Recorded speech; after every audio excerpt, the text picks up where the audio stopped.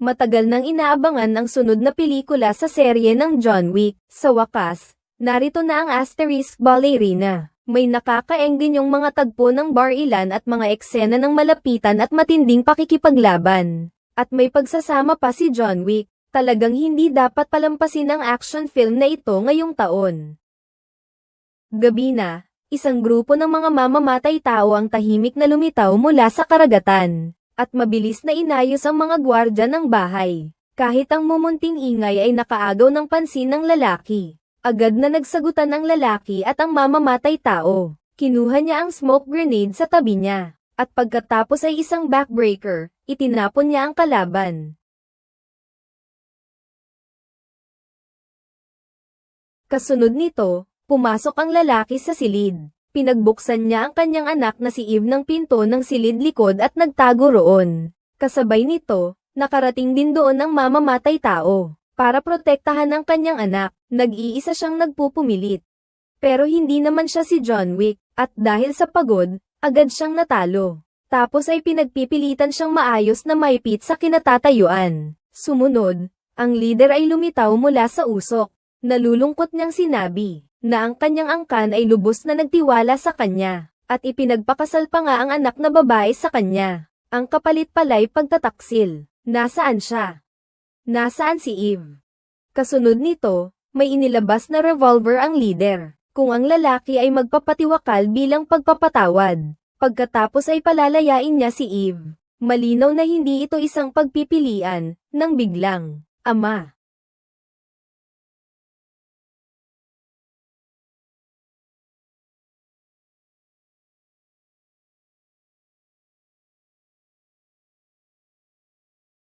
Nakita kong napapailalim na ang aking ama. Lumabas si Eve sa silid. Kinuha niya ang nahulog na baril sa sahig. Binutis ng lalaki ang pader, at sa kanya inactivate ang isang bomba. Ngunit habang handa na siyang umalis, isang bala ang tumama sa kanyang tiyan, mula sa hindi malamang pinagmulan. Ngunit para sa anak niya, gigil na nakarating ang lalaki sa pantalan. Kasabay ng isang malakas na pagsabog, ang mansyon ay naging pantay na lupa, at ang lalaking sobra ang pagkawala ng dugo ay hindi na nakayanan pang tumayo at bumagsak. Pagkatapos, sa loob ng himpilan ng pulisya, si Eve, na puno ng dugo, ay may yakap na isang kristal na bola. Ito ang tanging naiwang alaala sa kanya ng kanyang ama, at pagkatapos, dumating ang manager ng Continental Hotel na si Winston sa tabi ng dalaga. Pinagkatiwalaan ako ng isang kaibigan. Tutulungan ko si Eve na maghanap ng mapagtataguan. At di nagtagal, nakarating si Eve sa isang teatro. Dito mismo sa teritoryo ng Rome, ang grupo ng mga mamamatay tao. Nakita ng lider na babae sa mga mata niya ang isang matinding determinasyon at ang pagkauhaw sa paghihiganti. Tunay na katangian ng isang mamamatay tao. At ang ama ni Eve ay nagbigay din ng malaking kontribusyon sa Rome. Kaya't napagpasyahang tulungan siya. Bago pa man siya umalis, binigyan siya ni Winston ng isang gintong barya. Simbolo ito ng isang pangako. Pagkatapos ay tumalikod at umalis. 12 taon ang lumipas. Si Eve ang naging pinakamasipag sa lahat ng babaeng mamamatay tao. Kahit nabasang-basa na ng dugo ang kanyang mga paa, hindi siya sumuko, at bilang isang mamamatay tao, ang pagiging dalubhasa sa pakikipaglaban at mahusay sa paggamit ng iba't ibang baril ay mga kailangan na kasanayan. Mabilis, nangangahulugan na naipasa ni Eve ang lahat ng pagsusulit ng organisasyon. Ngunit bago siya maging isang kwalipikadong mamamatay tao, mayroon pa siyang huling pagsubok. Ng mga sandaling iyon, isang babaeng puno ng mga gallows ang kinaladkad papasok. Mukhang alam na ng babae ang mangyayari.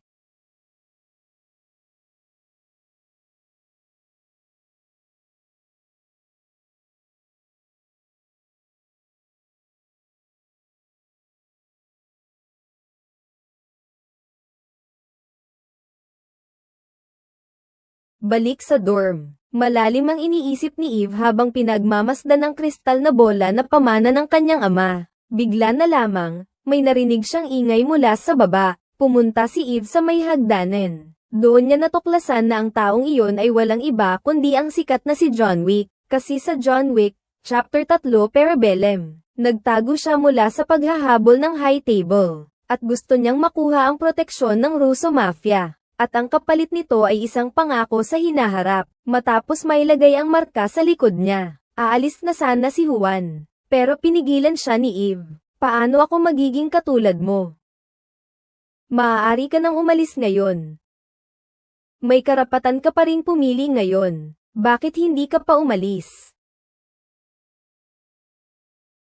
Iniisip ko pa kung paano ako aalis. Mabilis. At sinalubong ni Eve ang kanyang unang misyon. Nakita siyang naglalakad papasok sa isang bar na nakasuot ng mag-agarang damit. Tinahak niya ang makulay at masayang daanan. Tumingin si Eve sa dance floor. Ang babaeng malapit ay ang kanyang target na dapat protektahan. Bigla, ilang lalaking asyano ang lumapit sa babae na may masamang intensyon. Naramdaman ni Eve ang panganib kaya't hinubad niya ang kanyang jacket, at dali-daling tumakbo papunta sa dance floor. Ngunit sa unang paghaharap niya sa kanyang mga kaaway, hindi pa niya nagagawa ang maging kasing tapang ni John Wick sa pakikipaglaban. Bigla na lamang sumugod ang kalaban. Dahil sa hindi paghahanda, si Eve ay natalo sa pakikipaglaban sa tatlo, ngunit agad din naman siyang nakabawi, at sa kanya kinuha ang baril na plastik na nakatago sa kanyang hita.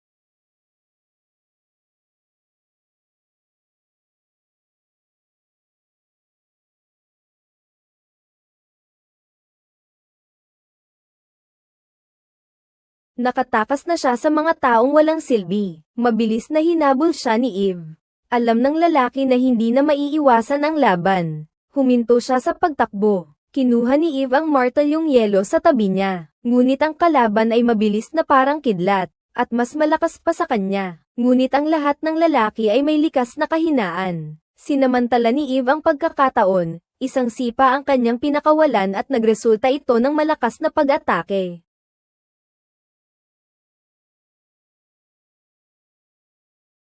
Habang natatapos ang misyon, isang tataong simbolo ng Romgang ang naipinta sa likod ni Eve. Sa wakas, naging miyembro na siya ng samahan ng mga mamamatay tao. Nang gabing iyon, matagumpay na natapos ni Eve ang isang napakahirap na misyon sa pagpatay. Pagkatapos niyang kuhanan ng litrato ang target at i-upload, isang malaking halaga ng pera ang napunta sa kanyang account. Agad na umalis si Eve sa pinangyarihan. Ngunit habang handa na siyang umalis gamit ang kanyang sasakyan,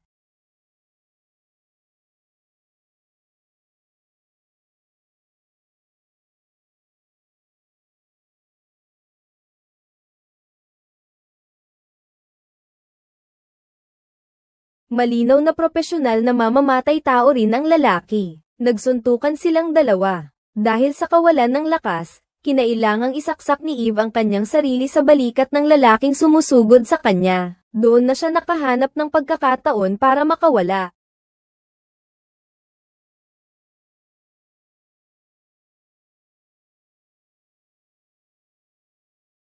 Bigla, nakita ni Eve sa kanyang rearview mirror, na may kakaibang marka sa palso ang kalaban. At ang taong pumatay sa sariling ama noong gabing iyon ay mayroon ding parehong marka. Balik sa teatro.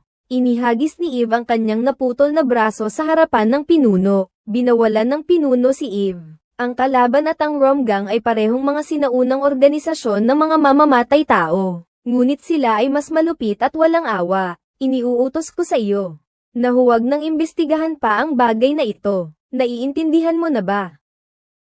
Naiintindihan ko na. Mama. Kinabukasan ng umaga, dumating si Eve sa Continental Hotel sa New York.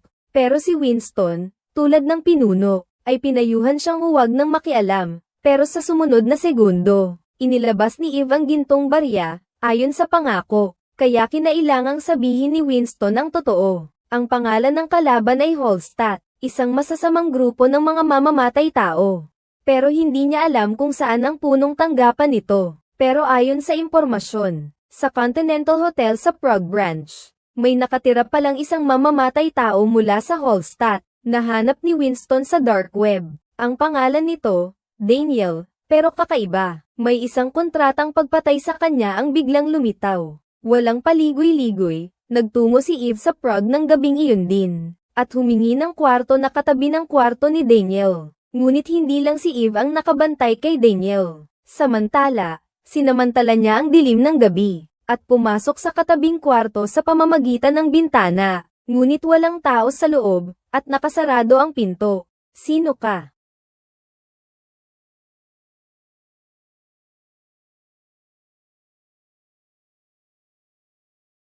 Ang lalaking ito na kamukha ni Daniel ay si Daniel. Ipinaliwanag ni Eve ang kanyang pakay. Doon lamang ito nakahinga ng maluwag, bigla, may dumating na mensahe sa cellphone. Umabot na sa 4 na milyon ang bounty kay Daniel. Sapat na ang halagang iyon para manggahas ang mga killer. Hindi na nila pinansin ang batas sa Continental Hotel na bawal ang away.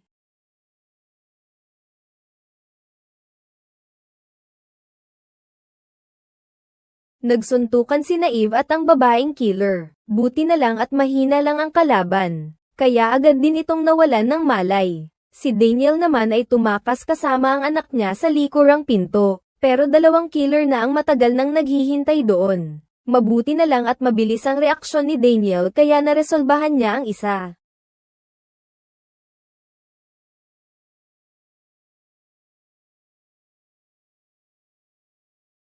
Sa loob ng elevator, sinabi ni Daniel, ang dahilan kung bakit siya pinaghahabol, ay dahil gusto niyang makatakas sa organisasyon kasama ang anak niya. Bigla, nagpanukala si Daniel, kung sakaling mapahamak siya, nais niyang ipagkatiwala ang kanyang anak kay Eve. Bilang kapalit, sasabihin niya ang kinaroroonan ng punong tanggapan ng organisasyon ng Hallstatt. Habang nag-aalangan si Eve, dumating pa ang iba pang mga mamamatay tao. Pinili ni Daniel na maging hulihan nila, pero bigla.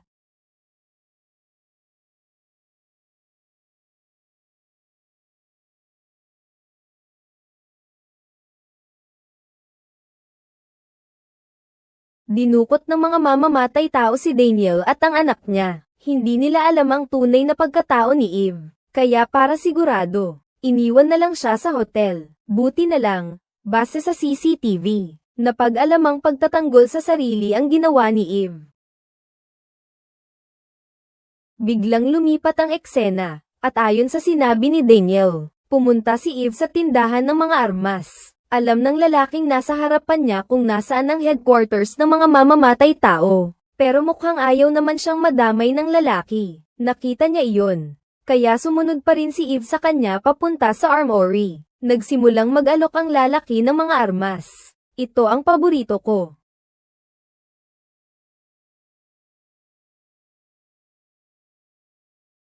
Nalaman pala ng lalaki na hindi namatay si Eve sa hotel. Kaya naman nagpadala siya ng mga taong papatay kay Eve. Nagtago si Eve sa katabing silid. Tapos, idiniin niya ang baril sa pinto. Pero kahit napuno ng baril ang lugar na ito, wala namang bala. Buti na lang at nakahanap siya ng maraming granada. Umakyat si Eve sa atep. Pagkatapos, ibinato niya lahat ng granada.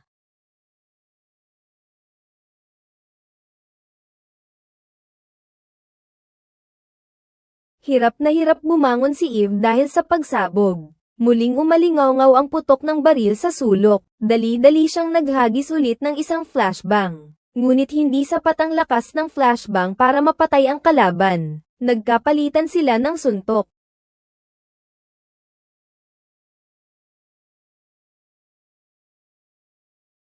Pumunta siya sa katabing silid, pero wala pa ring labasan doon. Ang isa pang mamamatay tao ay sumusunod na rin.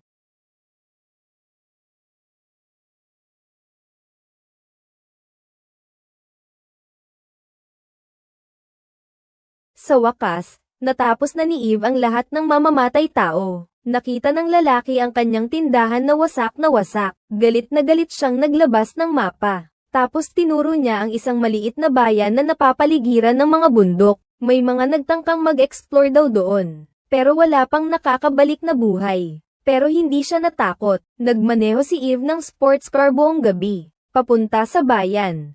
Kinaumagahan, nakarating na rin siya sa destinasyon. Ngunit hindi niya alam na pagkapasok pa lang niya sa bayan, maraming mata na ang nakatingin sa kanya. Huminto si Eve sa pagmamaneho, at pumasok sa isang restaurant. Nakita niya sa estante na nakadisplay ang parehong kristal na bola na regalo sa kanya ng kanyang ama. Malinaw na tama ang kanyang napuntahan, at ng mga sandaling iyon, isang lalaki ang pumasok sa restaurant. Dali-daling umalis ang babae kasama ang kanyang anak, biglang nang halimuyak sa hangin ng isang mapanganib na aura.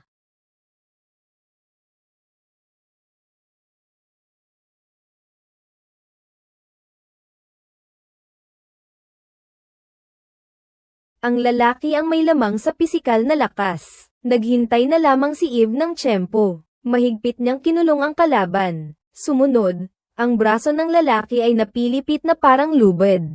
Pagkatapos ay dali-dali niyang pinulot ang baril. 2 putok, isa sa dibdib, isa sa ulo. Napalilibutan na pala ng mga killer ang restaurant. Gusto ni Eve na makatakas sa ikalawang palapag. Pero hinarang siya ng waiter. Parang puro killer ang nasa maliit na bayan na ito. Ayaw saktan ni Eve ang kalaban. Kaya binaril niya ito at itinulak papasok sa cold storage. Tapos, ikinabit niya ang kawali sa kandado ng pinto, at kasabay noon, pumasok na ang mga killer sa restaurant. Itinali ni Eve ang kutsilyo at baril. Bigla na lang siyang nakagawa ng bagong armas. Halatang mahina ang mga killers sa unang pag-atake. Pero ang dami-dami nilang sunod-sunod kaya medyo nahirapan din siya.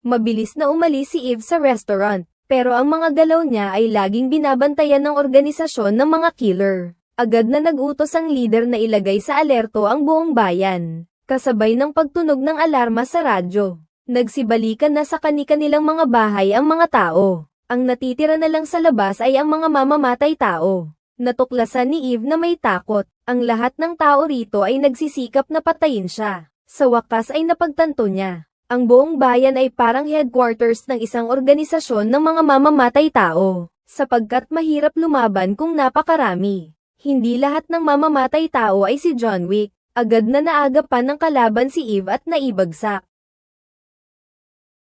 Kasunod, may isang babaeng nagngangalang Lina ang lumapit, pagkatapos niyang makumpirma ang pagkatao ni Eve sa pamamagitan ng tato sa likod nito. Biglang nagbago ang eksena. Dahan-daang nagising si Eve. Doon niya napagtanto na nakatali siya sa isang upuan. Akala pa ng leader na para sa pagliligtas sa anak ni Daniel siya naroon. Nalaman niya sa mga ito, na si Daniel pala ay anak ng leader. Ngunit gusto niya itong iwanan ng organisasyon, at mamuhay ng normal kasama ang kanyang anak, kaya't napilitan ng leader na linisin ang organisasyon. Kasunod nito, isinalaysay ni Eve ang mga pangyayari 12 taon na ang nakakaraan, nang mamatay ang kanyang ama. Ang mga alaalang matagal nang nakalimutan ay biglang sumulpot sa kanyang isipan. Tumayo ang leader at lumapit kay Lina. Nasa dito siya dahil pinatay ko ang kanyang ama, nang siya'y bata pa. Siya ang kapatid mong babae.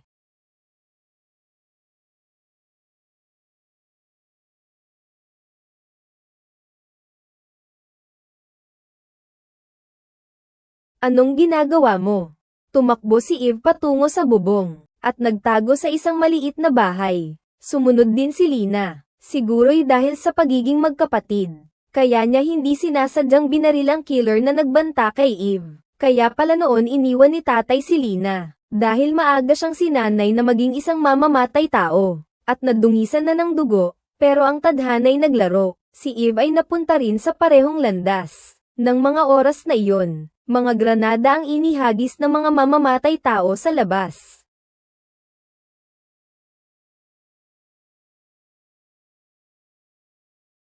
Nahihirapan namang gumapang si Eve papunta kay Lina. Hindi inaasahan na ang magkapatid na hindi pa umaabot ng 10 minuto ang pagkikita ay maghihiwalay na sa habang panahon. Puno ng galit ang puso ni Eve sa sandaling ito. Kumuha siya ng isang katana, at mistulang multo na lumitaw mula sa usok. Para siyang isang engkantadang kamatayan. Patuloy na inaani ang buhay ng mga mamamatay tao.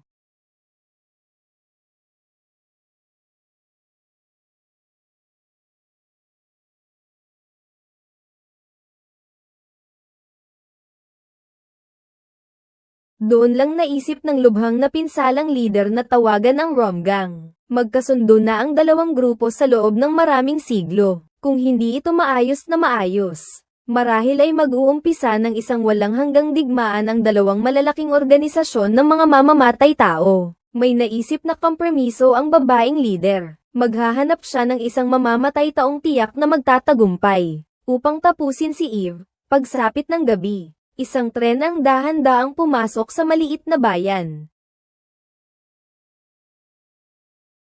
Kasabay ng pagdating ni John Wick, ang ibang mga mamamatay tao ay nanigas na parang kuliglig. Hindi na naglakas loob pang gumalaw, at hindi pa alam ni Eve kung anong klaseng halimaw ang kanyang haharapin. Marahil ay nakita niya ang sarili sa kalaban. Hindi nagmadaling umatake si John. Bagkus ay pinayuhan niya itong iwanan ng galit. May pag-asa pa ring maayos ang lahat, ngunit matagal nang nakapagdesisyon si Eve. Hindi ako aalis.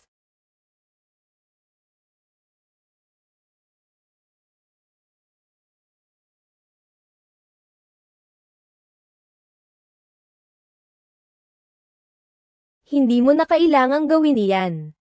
Hindi man lang na-realize ni Eve. Kahit na maglagay pa si John ng isang karagatang tubig, hindi pa rin siya makakapantay. Pero ang matigas ang ulo niya ay hindi naiintindihan ang kahalagahan ng pagtigil sa tamang panahon.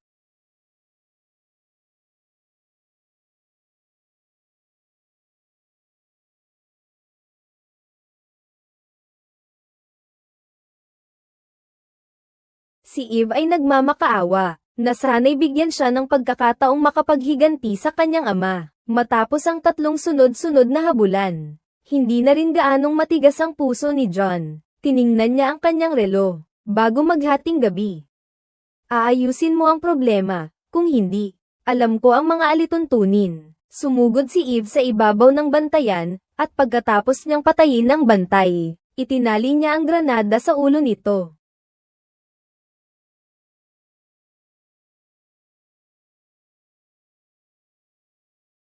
Ang malakas na pagsabog ay nakakuha ng atensyon ng lahat. Naintindihan ng leader na sumuko na si John sa misyon, kaya't inutusan niyang mag-deploy ang lahat, para hanapin ang kinaroroonan ng kalaban. Samantala, si Eve naman ay samantalahin ang kaguluhan, at nagmadaling pumunta sa armory ng base. Inalis niya ang ilang mga gwardya, binuksan ni Eve ang kandado at pumasok. Astig. Isang grupo ng mga mamamatay tao ang nagtungo sa armory, ngunit bigla na lamang, isang liyab ang sumalubong sa kanila.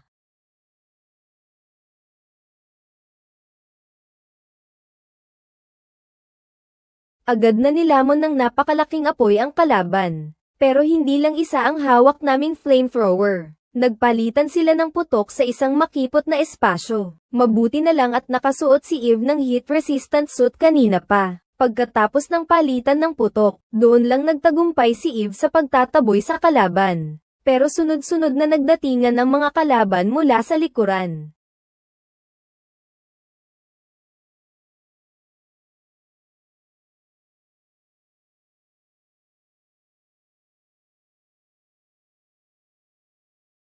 Naintindihan ni Eve na hindi siya kapantay ng isang lalaki.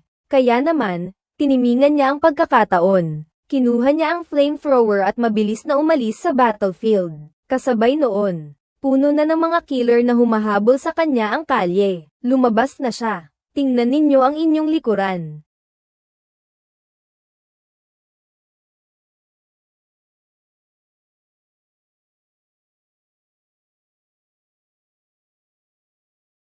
Naubos na rin ang gasolina ng flamethrower. Ngunit bigla, may isang nag-aapoy na ahas na sumugod sa kanya. Umiwas si Eve, at pumasok sa isang tindahan. Pero ganito rin lang ang mangyayari, mapapahamak din ako. Nakita niya ang fire hose na nakasabit sa dingding. Agad siyang nakaisip ng paraan. Isang malakas na agos ng tubig ang bumuo ng isang hadlang. Pinigilan nito ang pagkalat ng apoy. Mabigat ang mga hakbang ni Eve habang papalapit sa mamamatay tao.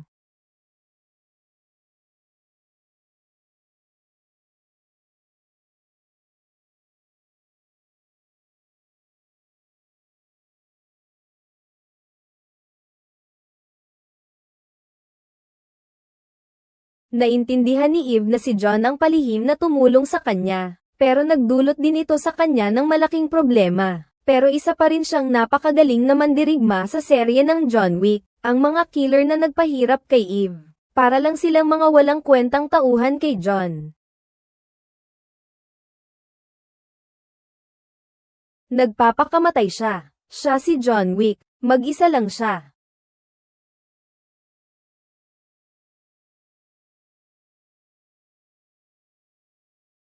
Sa kabilang banda, ang leader na nakahalata ng kakaiba ay naghahanda ng umalis sa bayan kasama ang babae. Matagal nang nag-aabang si Eve sa daan, at agad siyang nagpaputok. Agad na nawalan ng kontrol ang sasakyan at huminto. Pero ang kalaban ay walang bahid ng takot. Dir-diretso siyang naglakad papunta kay Eve. Sinabi niya na kahit mapatay siya, ang organisasyon ay mananatili pa rin. Sa halip, ang Romgang ang masasangkot sa isang digmaan. At tuluyan na siyang hindi makakatakas sa kapalaran niyang maging isang mamamatay tao. Ito ang tadhana mo.